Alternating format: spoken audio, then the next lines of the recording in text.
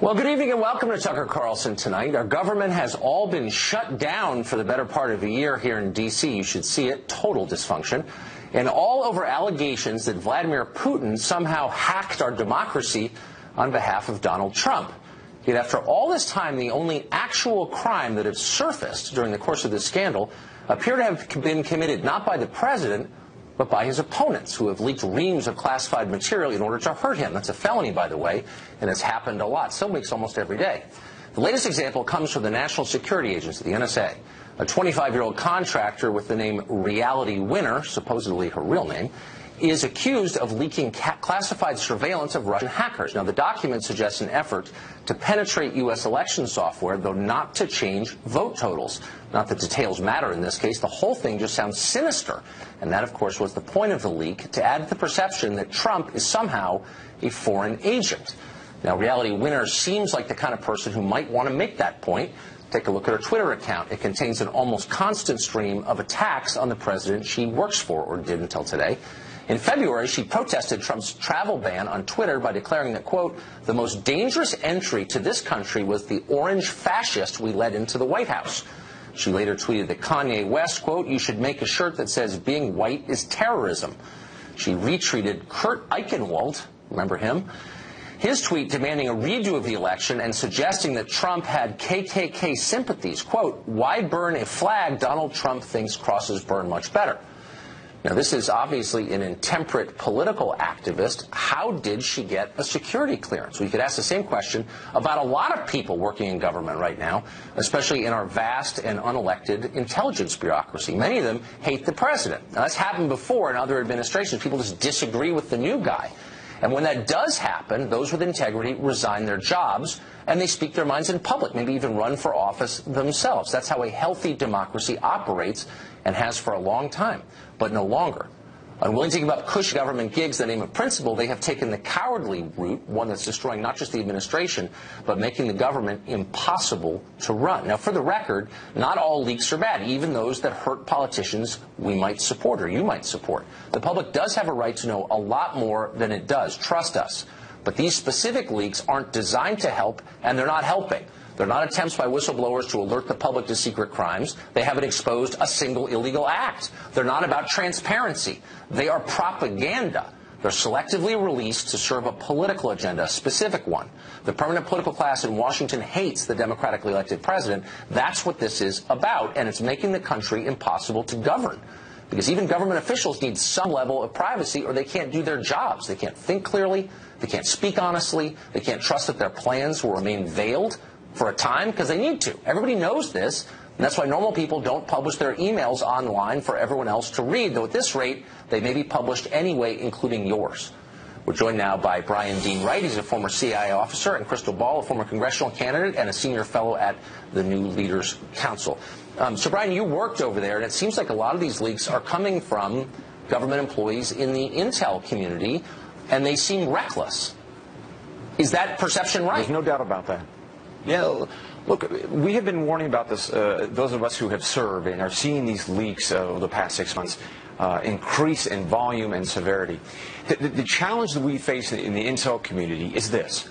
People believe that they are the judge, jury, and executioner of our political process. It's not all spies. In fact, it's the vast majority of folks.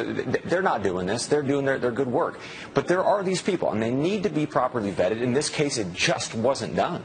You think? A 25-year-old political activist who almost immediately gets security clearances, did anybody look at her social media accounts? Like, how could that happen? Well, it sure should have. And if it didn't, and in this case, clearly it didn't, I guarantee you the security folks, to include the polygraphers, are going back over how in the heck she got through and why they didn't vet her information. I can guarantee you that's happening tonight. Yeah, well, I certainly hope so. Easier in hindsight. Crystal, I'm not against all leaks. I benefited from many of them. I think the public has a right to know much more than it does. I mean that. Yeah. They hide too much from us, and it's our country.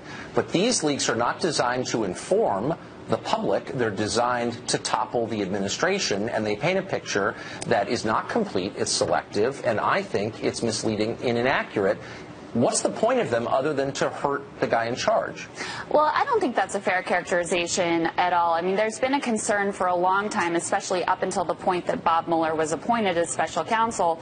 There was a concern that the investigation into Russian hacking in our election would be done in a partisan way and we wouldn't ultimately get to the truth. So if you look at this leak in particular with Reality Winner, this document, the classified NSA document that was released here, it doesn't actually have anything to do with Donald Trump. It has a lot to do with our elections and whether our elections are being tainted by Russians and if they're getting involved. And what it shows is that up through October, Russians were still messing with our election infrastructure. Look, there's an election in Virginia next week, so I think that it is reasonable for her to have made the judgment that it was in the public's best interest for this sort of information to be out there. Well, that's insane. I mean, by the way, that's not actually what it demonstrates, that they were, quote, messing with our infrastructure. It means they, like every powerful foreign government in the world, wants to have more influence here than they do. It doesn't show they affected the outcome of anything. No, it doesn't show that at all. And but it does show they were. If she's concerned about the integrity of our election infrastructure, why wouldn't she bring that to the people in charge of it within government? This is a purely political move. Well, but there are election officials in every state and every county in the country. And so, look, I think she should be prosecuted. I think that it is important that we have information that stays secret in the government. But I also think that if somebody feels that it is worth risking jail time to put something out there in the public eye, then they have the right to do that. So would you say that about, I don't know, an armed robber? If you think if it's worth risking getting shot during, a liquor store holdup, are you virtuous for doing it? I mean, this is a very that's a very different situation. I don't think it is. So Brian, I'm sorry, you're going to jump in. Hold on. Let's give this man a say. Sure. All right. Here's the deal, Chris. So we're both Democrats, but I got to tell you, I disagree with you on this, and this is why. In the intelligence community, if you have a problem with a piece of information being withheld, and you know what's being done for wrong reasons, there are processes, and she had one, right? You go to the Inspector's General office, you go to the FBI's, various departments that they have that you can go to. We're trained on that. You go to the oversight committees. You go to your member of Congress or a member of Congress. There are systems in play that we in the intelligence community are taught to engage in dialogue on. She chose not to. She chose to go to the media to leak something based on her ideology, her goal, her political goal, and encouraging this. And it's happened, by the way, on both sides of the aisle. Washington Post, New York Times is encouraging it. Bill Kristol on the right. They're encouraging these spies to do this kind of stuff, to engage in their own version of, hey, it's my America and I can do with these secrets as I want. That is wrong. I don't care if you're Republican or Democrat. Chris, I want to ask you a specific philosophical question. That kind of is the point here. Who's in charge of the country? So voters, whether you like it or not, you don't, elected Donald Trump. That's how the system works. Voters are in charge. A small group of unelected people is saying we don't agree with that result, and we're trying to undo it. Which is more democratic? Which is more fair? Which is more in line with our traditions? I mean, it's not even close. I just find it very interesting that we're more concerned about the leaks, which I already said I think she should be prosecuted. I think if other leakers are found, they should be prosecuted as well, just as the Obama administration did. But we are more concerned with the leaks than we are with the fact that the Russians attacked our democracy and that the president's campaign may have participated in it. They didn't attack our democracy. They did. That's a meaningless phrase. Hey, hold on. And if you're interested in crimes and in exposing them to sunlight, and I am, the only crimes that we know about so far are the leaks themselves. So, this is innuendo. If they can find evidence that Trump was on the phone with Putin trying to move votes in Ohio, I will applaud the release of that information. But that's not what this is. Tucker, it should not be a partisan issue to want to get to the bottom of what happened in our election and whether the president or his team had anything to do with that. I mean, that's fairly essential to our democracy. Okay, so federal employees are now in charge of that investigation on a freelance basis. Don't we have an FBI? I mean, I kind of thought, Brian, isn't that kind of the whole point of having a Justice Department? We have an FBI, and the director got fired for political reasons, Tucker. That's exactly what we're talking about here. That's why there's no faith in this investigation, because the president demanded a loyalty oath from Jim Comey and then fired him when he wouldn't give it, asked him not to investigate Michael Flynn. So, of course, people are saying this is essential to our democracy. You're not thinking it through. Brian, the last word to you. Tucker, two things. Two things. One, this is not an either-or. We have to do both. Investigate the leaks, make sure the spies don't get into this regime that they think that this is appropriate. Second, let the FBI do the investigation. We are going to get the results as an American public, and we will decide then and there, do we take these results and do we punish President Trump? Or if he's not guilty and there's nothing there, that we go back to the ballot box in 2018 and 2020, and Democrats like me have to stand up and say, here's what we want to do for the country. Get over all this other stuff. It's ridiculous. You don't have to support Trump to recognize what it looks like when the ruling class tries to undo the results of an election. That's exactly what's going on. That's not what's happening. It is. Crystal, Brian, thanks for joining us. Thanks, Tucker. Europe saw yet another terror attack, sadly today, as a man with a hammer attacked a cop near Notre Dame, the cathedral in Paris, reportedly while screaming, "This is for Syria." I was right at the door of the entrance, and we heard people rushing through the door, trying to get in, and the police behind them. And the police were just telling us, move to the front, move to the front. Of course, I don't speak French. I didn't know what they were saying, but I knew that they were serious. I didn't expect that this happened here. Like, I was expecting that we went to the cathedral and everything was fine. Well, mercifully, the only casualty today was the attacker himself, who was shot by an officer on the scene. President Trump says that these attacks show the need for his travel ban. But beside easy travel, what other factors have made Europe such a common terror target? Douglas Murray is the author of The Strange Death of Europe. He's thought a lot about this, and he joins us from London. Douglas, thanks a lot for coming on. One of the things you often hear Americans say, I have said, including last night, is that assimilation is the problem, is people are not assimilated. And yet you look around, and there are actually a number of groups in our society and yours who aren't assimilated. Hasidic Jews live apart. The Amish live apart. They pose no threat at all to the country they live in. They love the country. Why is this group different?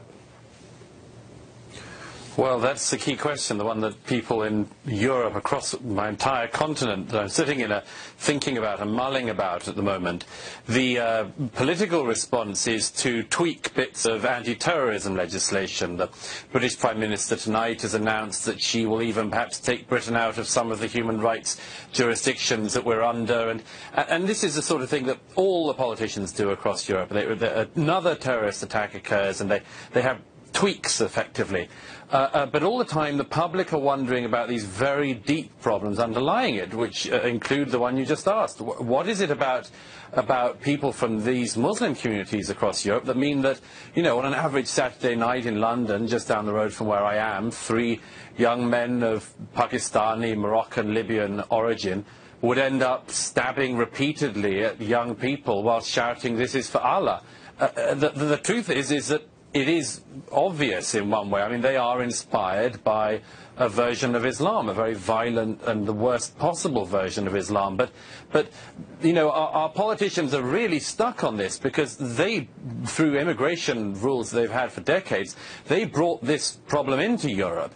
And now they just seem to be totally unable to admit that or do any of the things that would solve it, because they gave us this problem.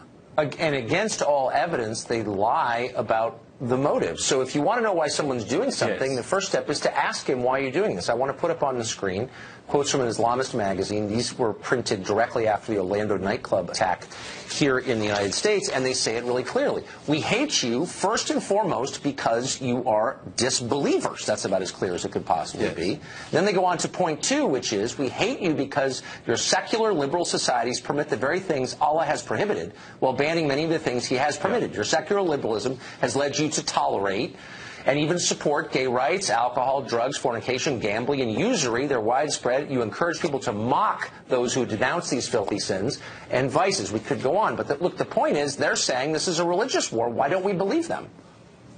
Well, because if it is true, then we've got all sorts of miseries ahead of us. I happen to think we do.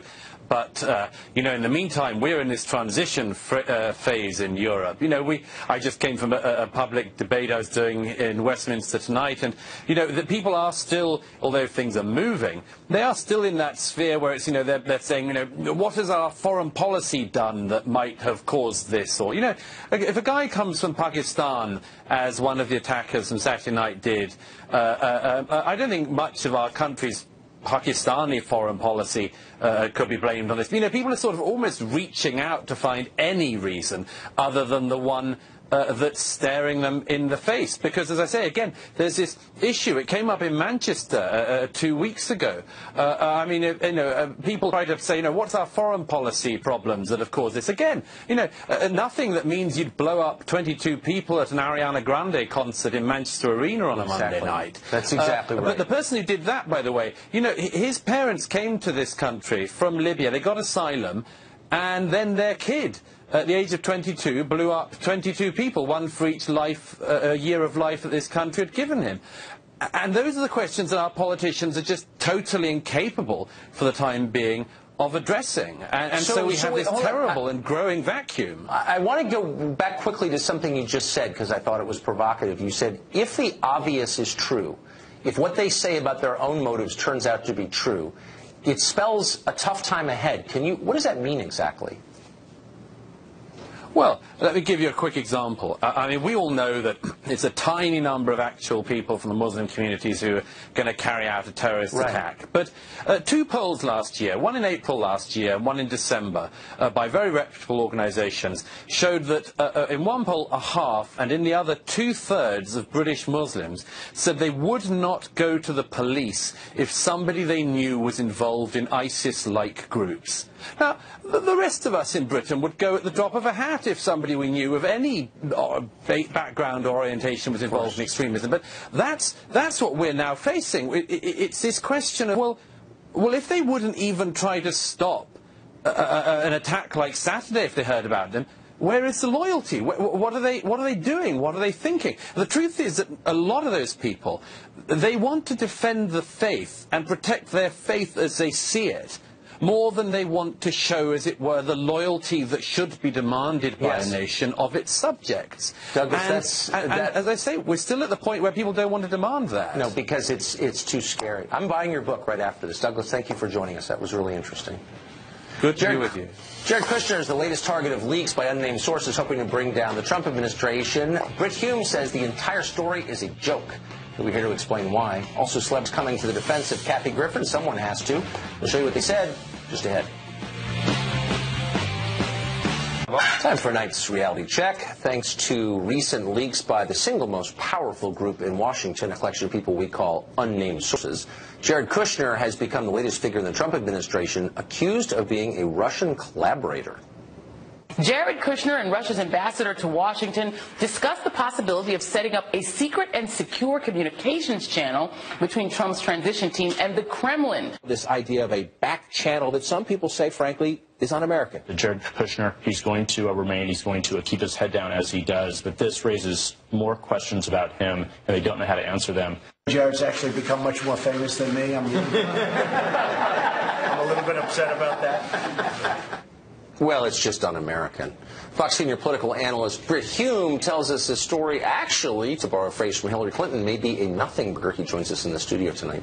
Brit, there's less here than meets the eye? Well, some months ago, around February the 10th to be exact, the Washington Post published a story about Jared Kushner and his diplomatic undertakings, in which they discussed, particularly as regards Mexico, he'd opened a channel to Mexico. A back channel, indeed, was discussed in the article, and they talked about how helpful he was being to the Trump administration, how he was known and trusted by a number of foreign leaders, and that he was kind of the foreign policy guy.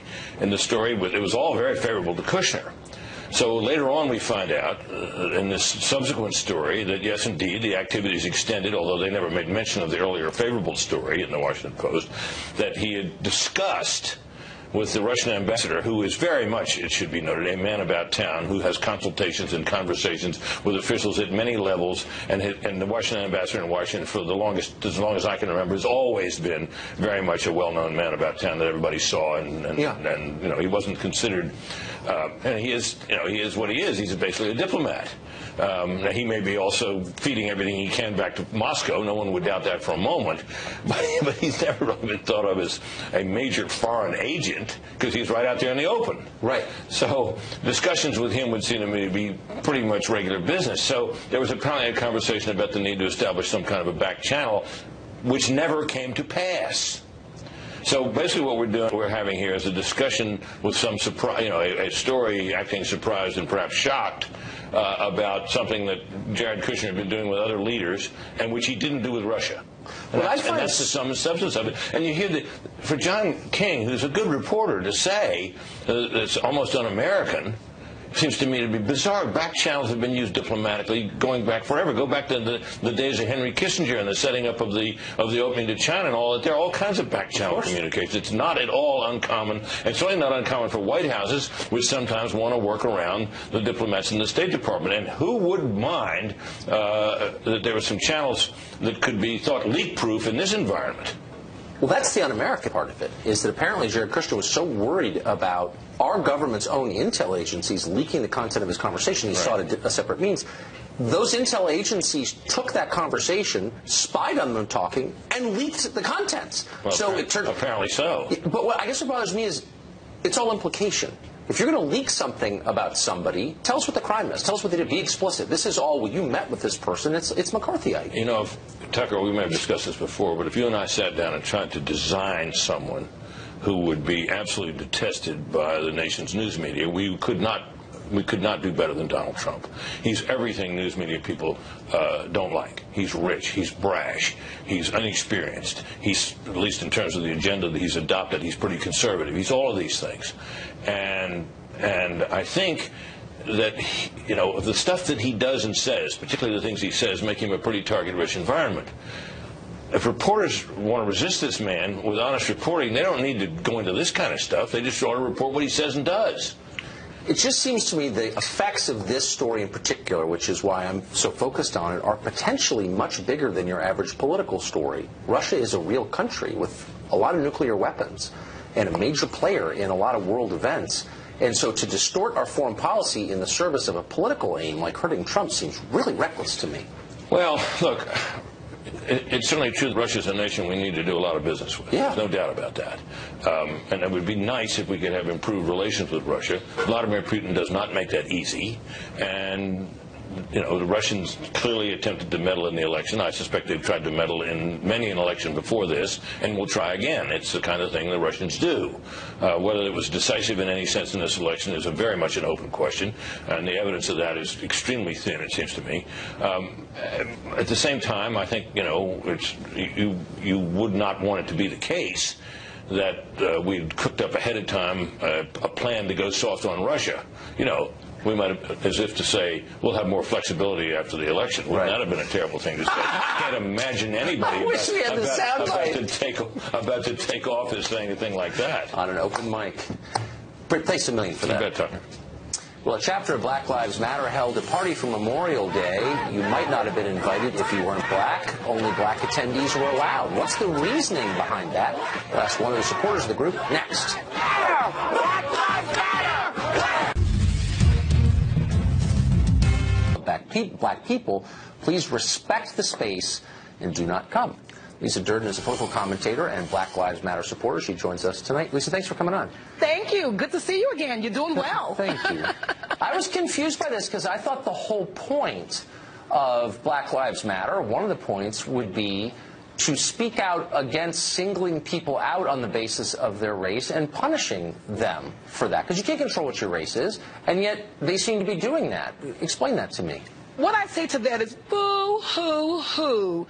You white people are angry because you couldn't use your white privilege card to get invited Lisa. to the Black Lives Matters All Black Memorial Day celebration. Wow. Let me contextualize that for you. Memorial Day was created I don't want you to, wait, Memorial Day was created. I don't want you to contextualize. Oh, I need to contextualize it because Memorial Day was created by black former slaves in 1865 to honor those individuals who were Union soldiers who fought and died for our freedom. So Black Lives Matter, in that same vein, decided to get together with black folks. I'm not going to let you filibuster past my to question. Make sure that black folks were celebrated for being murdered by racist terrorists. I don't want to shut this down, but I will. Okay.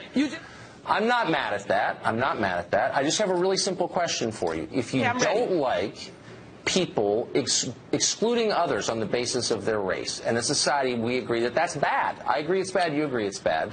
Then why are you doing it? And why are you defending it now? White folks crack me up all of a sudden when we want to have one day for black folks to focus on ourselves. But you've been having white days forever. You don't say the words anymore because you know it's politically incorrect. But you've had an all-white Oscars, all these movies with all-white actors, movie after movie after movie, all-white TV shows with white cast over and over and over again. The Bachelorette, it took 11 seasons of a black bachelorette. Are you serious? It's hard to believe. I hope you're not speaking for anyone else. I hope there aren't a lot of people in this country who agree with you. Well, my name is Lisa Durden. I'm speaking for Lisa Durden. I just hope there aren't people watching who agree with you, because what you're saying is so hostile and separatist and crazy. It's such a basic violation of what I thought we all agreed on, which is you don't attack people for things they can't control, namely their race. It's not an attack. I'm stating the facts. People give weddings where they exclude children. It doesn't mean they don't like children. They don't know if your kids are going to be monsters and those kids are going to be well behaved. So in that same vein, Black Lives Matter decided to have one day where they didn't want white folks who were going to be off the rails. They don't know if you're going to be the ones behaved and for them or the ones who are there against them. So they take one day to do the celebration. Let me just ask you a quick question. Go right ahead. Do you think it's racist to exclude people on the basis of their skin color? I think it's racist when you've been excluding people for hundreds and hundreds and hundreds of years. Stop with your silly lectures. I'm asking you a very simple question. We're forced to come together collectively to celebrate ourselves because you guys won't. You are the largest society. Let's be real here. You guys, I'm talking about what I thought we all believed. Let me ask you this. Do you think it would be fair if white people did come to a Black Lives Matter celebration? They do all the time. When you look at Black Lives Matter, do you use the same water fountain that they do? And you see Black Lives Matter coming together collectively for different issues. You see people of all races. So we do accept them. This particular day, they said, stay your asses out. We want to celebrate today. We don't want anybody going against us today. And you can't celebrate if someone who doesn't look like you is around? Yes, you can, but you can also say, I don't want to do it. It's a personal choice. You're sick, and what you're saying is disgusting, and if you were a Nazi, I would say the same thing to you. Luckily, I'm not a Nazi. Because what you're saying is indistinguishable from what they are saying, which is, I don't care your opinions, I don't care your views, your life experience, your intentions. All I care about is the way you look, something that you can't control. And on that basis alone, I'm judging you, and I'm hostile to you. That's the case you're making, and it's divisive and wrong. And it's amazing that you didn't have to say that out loud, but I can't believe you're making the case you're making. Unfortunately, when you have a racist society like America, you force individuals to come together collectively to make sure that they have a voice. And that's unfortunate that the racism has caused people to come together collectively. Let me ask you a question. Is there a single white person in America you would have let into this? Now, into the celebration. I'm not Black Lives Matter. Black Lives Matter is a movement. You're just an apologist for this. However, I can respect the decision. It doesn't mean it's a decision I would have made. Maybe I would have. Just like a wedding where I might say your kids can't bring their badasses in my wedding. Children are not an ethnic group. Every person in the world, you're discriminating against people with kids. You're saying don't bring your badass kids. Would it be okay? Yeah, but you see, and that's okay, but there are white adults and Asian adults and Hispanic adults. And presumably they're basically the same as black adults, but you don't agree with that. We have gay pride parades. We have Puerto Rican day parades. We have all kinds of parades and days that honor individuals. We have Mother's Day. We have Father's Day. Fathers are allowed to participate just take your mama out, not your daddy out. I'm not capable of having this conversation, so I'm going to end it now. Let me just ask you one last. Let me ask you one last question, and be totally honest with this. Do the people in your world, your parents, your siblings, your kids, your friends, do they agree with you on this? My family respects my right to free speech. No, don't give me that dumb answer. I mean, do they agree with what you just said? Do you know a lot of people who agree with what you just said? I have the right to free speech. Whatever. No one's contesting it. I'll see you next time on your show. You'll be inviting me again. Do you know a lot of people who agree with you? Oh, Tucker, I'm going to see you again in less than a month. Ratings are going up. I don't even know what you're talking about, and I'm not sure I look forward to it. But thanks for coming on tonight, Lisa. The U.S. senators come up with a novel plan for building a border wall and punishing sanctuary cities at the same time. They'll tell us what it is. Stay tuned. Strange is the newest member of the U.S. Senate. He's from Alabama. He took the seat that Jeff Sessions vacated when he became AG. And he has drafted new legislation in the short time he's been here that would fund a wall on the Mexican border and would pay for it by diverting any federal transportation dollars currently going to sanctuary cities. Senator Strange joins us now to explain his plan. Senator, thanks for coming on. Glad to be here. So how does this work? Well, it's all about the rule of law, building the wall, of course, which was the president's #1 promise, and also respecting, making our cities safer. So how it works, in a nutshell, is we identify sanctuary cities. Those are cities loosely defined that don't follow the law. They do not cooperate with police. They don't turn people in. And they also are now, it turns out, working with preventing their citizens from actually even bidding on the wall construction. So if you want to bid on the wall to construct the wall, and we have a law that says we're going to build the wall, we're taking bids to build it, they come in and say, if you do that, citizen, you're going to be banned from doing any work in the city of San Francisco, just for example. Exactly. So our simple solution is, if you're not going to comply with the law, we are a nation based on the rule of law, then we're going to use that money to build the wall. You just won't get it.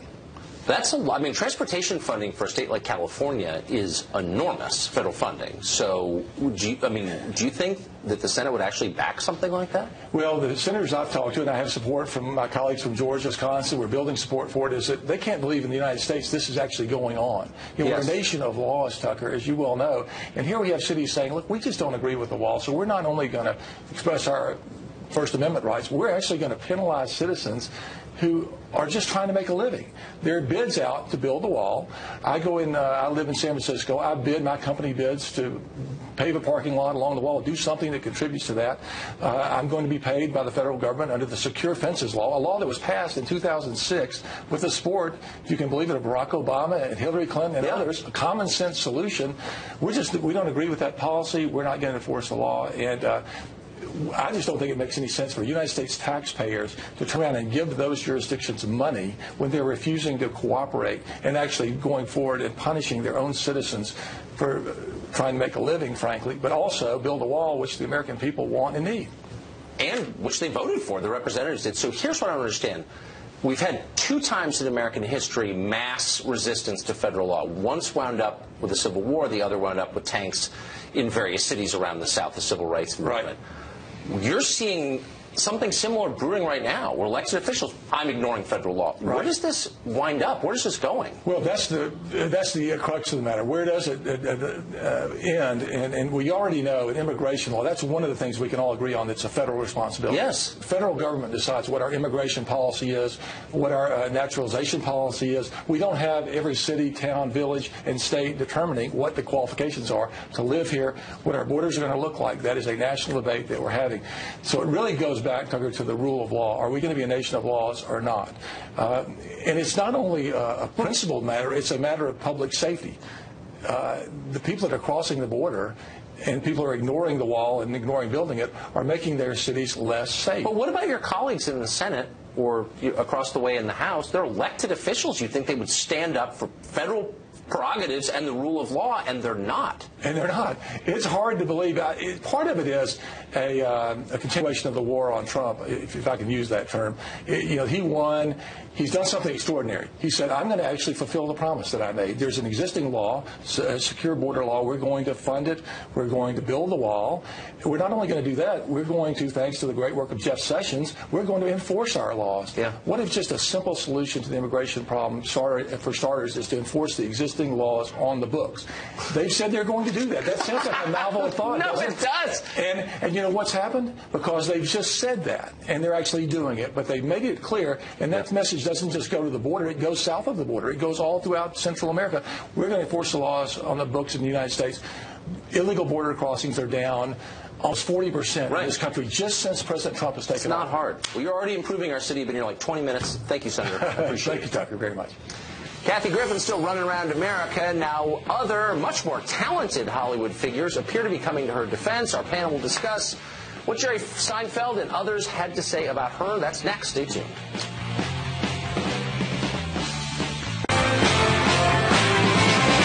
If you don't stand up, you get run over. And what's happening to me has never happened, ever, in the history of this great country, which is that a sitting president of the United States and his grown children and the First Lady are personally, I feel, trying to ruin my life forever. Man, they're being mean to Kathy Griffin. That was her last week at a press conference talking about how the president has ruined her career by objecting to her mock beheading him, sensitive man that he is. Donald Trump Jr. recently said Griffin deserves everything bad that has come her way. Here's him. Everyone who's watching right now saw what happened. They saw my father's response. They saw the First Lady's response about her son and how it affected him. They saw my response. I don't think we've ever been so measured, perhaps on a relative basis. I don't think we did anything inappropriate. But then to run and claim victimhood, and she deserves everything that's coming to her. Now, comedian Jerry Seinfeld is coming to her defense. He says the beheading was just a bad joke and, quote, I don't understand the big deal. Alec Baldwin, meanwhile, does understand the political implications of things, tweeted his explicit support, saying a few expletives that we can't repeat, and then, quote, no one believes you meant to threaten Trump. Trump is such a senile idiot. All he has is Twitter fights, he said in a Twitter fight.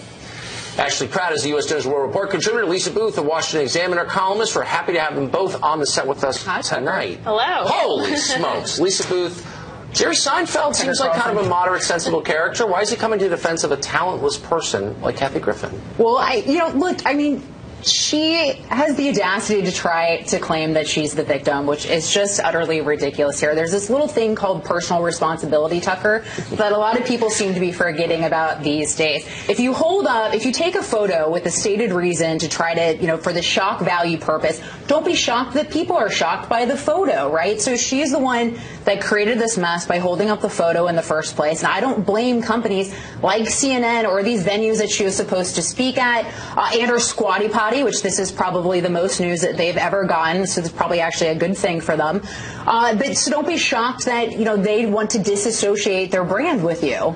Well, of course not. I just don't understand, and this has been my question from the beginning, Ashley, is why would you defend someone who's totally without talent in the first place? Her only appeal is her activism. She's never said anything funny. Well, I think the thing that's the craziest part of all this is, does anyone actually watch the New Year's special that she does? Because it's insane, just like her. Oh, is it? Have you seen it? Oh, I watch it when I'm at a bar and can't, really process what's happening because it's that bad. It's real bad. So I'm not surprised CNN cut ties because I'm sure the ratings were awful. With that said, she made a very poor decision. She knew it would create a rise out of people because more than half the country is very upset about President Trump being elected, right. And then you've got the other half who's, happy about it. And that's the point, right? Disagreement is okay, but the way she went about it to create a rise out of people and play off of emotions was awful, and I think both Republicans and Democrats can agree on that, and they did. She gave the country a reason to unite. Then she whined that she's the victim. We've all made bad decisions, but boo-hoo, poor me stuff. She also said that she was going to have to go to Mexico as a result of the photo shoot, so she knew full well that it was not going to be received positively by the vast majority of the country. Right. We've got a Lena Dunham's story, and obviously we'll cut those off. Those are important. She's still involved in politics. Remember, she once moved to Canada, or said she was going to if Trump became president. Of course, she didn't. Now she's endorsing a candidate for New Jersey governor. Watch this. Hi, I'm Lena Dunham, and this is Rico. While I may have been born and raised in New York, New Jersey has been an incredibly important part of my life. I think that there is nothing better we can do than support Jim Johnson for governor. So I hope you'll vote in the primary. I hope you'll vote Jim Johnson. And we're sending lots of love. And yes, we are in bed. It's just like a Rorschach blot. Who's that appealing to? Dunham's also calling for her British fans, who apparently exist, supposedly, to back the Labour Party, Jeremy Corbyn, in the election Thursday. Holy smokes. Lisa Booth, does this move a single... Is there someone who says, you know what, Lena Dunham's for it, I'm for it? No, but I love that she had to tell us she was in bed. It's pretty evident. Yeah, but no, I actually think she was probably a motivating factor for Trump supporters during the election because she said that she would move to Canada and then she failed to follow through, so we should believe nothing that she says. Because clearly it is all lies. But no, celebrities are irrelevant in these elections. We saw Hillary Clinton had everyone from LeBron James to Jay-Z. It meant nothing. LeBron James didn't bring Ohio home. J-Lo didn't bring Ohio home. I think here, does she own any clothes that aren't pajamas? Because anytime she endorses someone, she's always in bed and wearing pajamas, and she makes a ton of money. I don't understand why she does this. It's not a motivating factor for millennials. She lost the election, I think, for Hillary Clinton, so I don't know why anyone would want her endorsement. She's like Howard Hughes the later years. She lives in her PJs. I guess that is you can't knock her for the PJs. That's a strong and comfortable move. I'm not getting involved. I was wearing PJs. Thank you both very much. Thank you. We'll be back in just a second.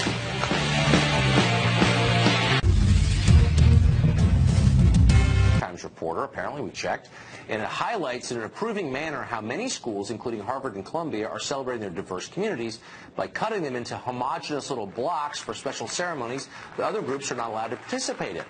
Black students get a black commencement, Hispanic students get a Hispanic commencement, gay students get a lavender commencement, and so on. It all raises some obvious questions. We actually reached out to the reporter who wrote the piece to ask if the separate commencements she saw were equal.